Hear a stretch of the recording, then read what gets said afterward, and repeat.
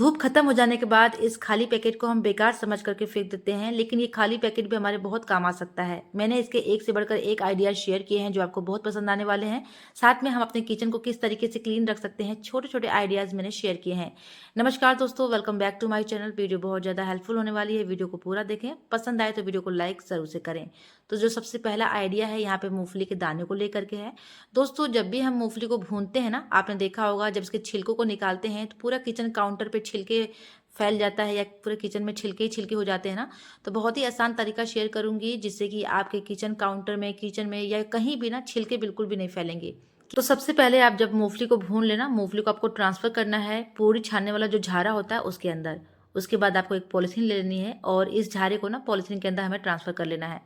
और बस आपको हाथों से मसलते हुए ना मूंगफली के छिलकों को निकाल लेना है। तो यहाँ पे जो मेरे मूंगफली के दाने हैं थोड़े से गर्म हैं, आप पूरा ठंडा कर लें। ठंडा करने के बाद ही मूंगफली के छिलके निकालें और इसको अच्छे से मसलने के बाद आप देखेंगे ना इसके छिलके आसानी से निकल जाएंगे। ये देखिए करीब 1 से 2 मिनट हो चुका है और ये मूंगफली के सारे छिलके आसानी से निकल चुके हैं। अब बस आपको इस तरीके से झारे को हिलाना है और आप देखेंगे सारे छिलके जो भी है ना पॉलिथीन के अंदर ट्रांसफर हो जाएगा और झारे के अंदर सिर्फ हमारी मूंगफली रह जाएगी।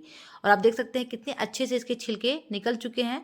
सारा का सारा जो छिलका है ना वो हमारा पॉलिथीन के अंदर ट्रांसफर हो चुका है। और ये देखिए पूरा किचन काउंटर हमारा क्लीन है, इसके ऊपर बिल्कुल भी मूंगफली के एक भी छिलका नहीं पड़ा है। चलिए अगला आइडिया देख लेते हैं। अगर आपके सिंक में भी ये प्रॉब्लम होती हो कि जैसे पानी रुक रुक के जाता हो या सिंक आपका अंदर से ब्लॉक हो चुका हो ना, तो इसको क्लीन करने का बहुत ही आसान सा तरीका है। देखिए मेरा सिंक है ये और मैंने इतना सारा बर्तन धो लिया है, लेकिन पानी हमारा इसके अंदर इस तरीके से रुक रहा है।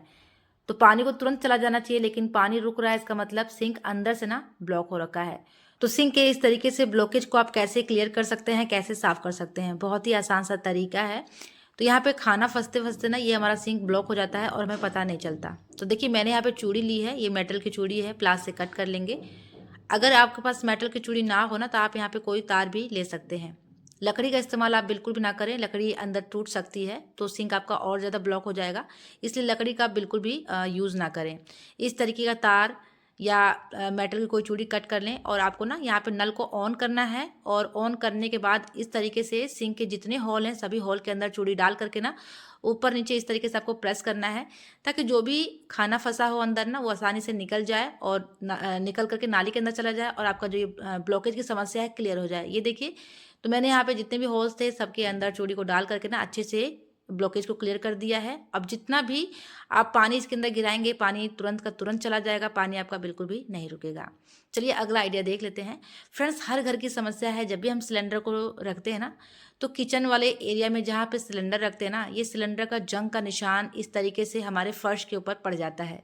तो इस जंग को निकालने का बहुत ही आसान तरीका है। आपको लेना है टॉयलेट क्लीनर, कोई सी भी कंपनी का आप ले सकते हैं। मैंने यहाँ पे हार्पिक लिया है और बस यहाँ पे हार्पिक आपको थोड़ा सा अप्लाई करना है और रफ करना है। दोस्तों, आपसे छोटी सी विनती है, अगर आज की वीडियो में कोई भी आइडिया आपको पसंद आता है तो प्लीज़ वीडियो को लाइक करें, शेयर करें। चैनल को अभी तक आपने सब्सक्राइब नहीं किया है तो सब्सक्राइब ज़रूर से कर लें। मुझे कमेंट में ज़रूर बताएं कि आज का कौन सा आइडिया आपको सबसे ज़्यादा पसंद आया है। तो देखिए इस तरीके से आपको रफ कर लेना है किसी भी कपड़े से या फिर स्क्रबर से। और आप देखेंगे जैसे जैसे आप स्क्रब करते जाएंगे, जैसे जैसे आप रफ करते जाएंगे ना, पूरा का पूरा जंग इस कपड़े में आ जाएगा। तो यहाँ पे हमने अपने फर्श को क्लीन किया है सिर्फ कुछ सेकंड में ही। आप देख सकते हैं बिल्कुल भी जंग का निशान नहीं है। तो बस आपको थोड़ा सा यहाँ पे हार्पिक लगाना है और अपने जंग वाले फर्श को क्लीन कर लेना है। चलिए अगला आइडिया देख लेते हैं। देखिए संतरा खाना तो सबको पसंद है, लेकिन इसको छीलने में बड़ी आफत हो जाती है, क्योंकि जब भी इसको छीलते हैं ना तो हमारे जो ये अंगूठा वाला हिस्सा है, उंगली वाला ना, ये काफ़ी दर्द हो जाता है। तो बहुत ही आसान सा तरीका मैं शेयर करूंगी जिससे कि आप मौसमी का छिलका हो, संतरे का छिलका हो, कीनू का छिलका हो, बहुत ही आसान तरीके से निकाल पाएंगे। देखिए मैंने यहाँ पे एक चाकू लिया है और हमें ना संतरे के ऊपर वाले हिस्से पे, टॉप वाले हिस्से पे हल्का सा चाकू को प्रेस करते हुए बिल्कुल डाउन वाले एरिया पे आना है, यानी बिल्कुल नीचे की तरफ इसे हम हल्का सा कट करते हुए नीचे बिल्कुल लेके आएंगे। देखिए नीचे वाले पॉइंट पे इस तरीके से।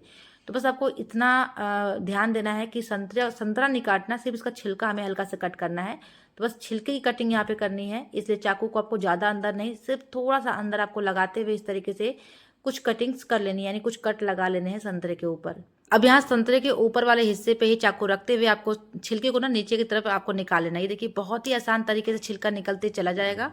तो मैं तो जब भी संतरा लाती हूँ ना फ्रेंड्स, तो संतरे के छिलके इसी तरीके से निकालती हूँ और संतरे का छिलका निकालना बहुत ही आसान लगता है। आप भी एक बार से ज़रूर ट्राई करें। अगर आप एक बार इस तरीके से संतरे का छिलका निकालेंगे, यकीन मानिए आप हमेशा संतरे को इसी तरीके से छीला करेंगे। चलिए अगला आइडिया देख लेते हैं। तो मैंने यहाँ पे लिया है धूप के खाली पैकेट। तो पूजा करने के लिए हम धूप लाते हैं और धूप के पैकेट भी ना कई प्रकार के होते हैं, छोटे बड़े।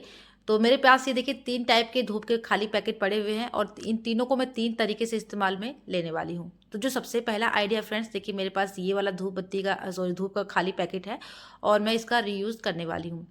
हम सभी के घरों में इस तरीके के कार्ड्स तो बथेरे रहते हैं जिनका हम इस्तेमाल करते हैं और यहाँ वहाँ रख देते हैं, ये बिखरे रहते हैं, टाइम पे हमें मिलते नहीं है। सबसे बड़ी बात तो टाइम पे ये नहीं मिलते।